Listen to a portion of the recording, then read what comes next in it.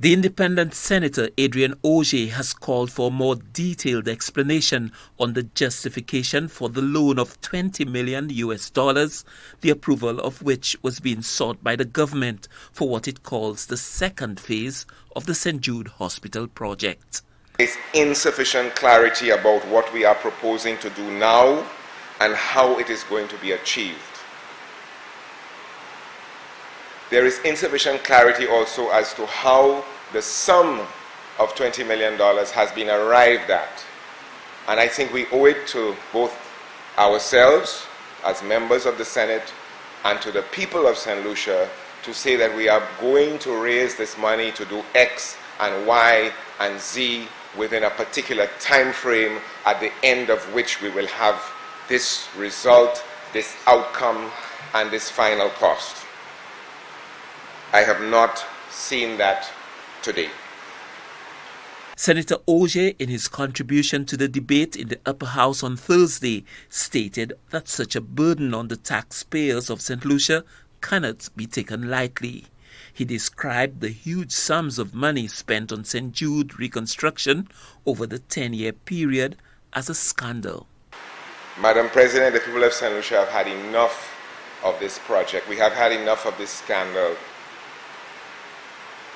And this is akin, where the way the project has been presented today is akin to a man walking into a house and saying, "Honey, sign that. Sign that.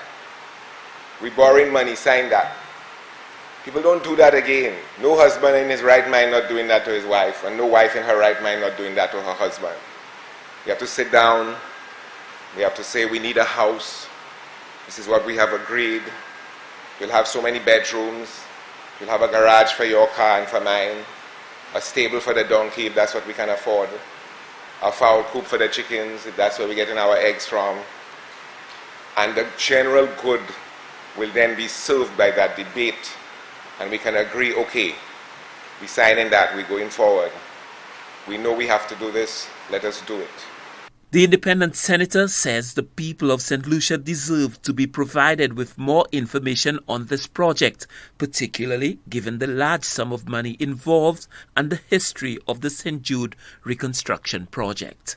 We have to account to the generations of St. Lucia here and the generations of St. Lucia to come that we are entering into yet another financing of a project which has been 10 years plus in gestation.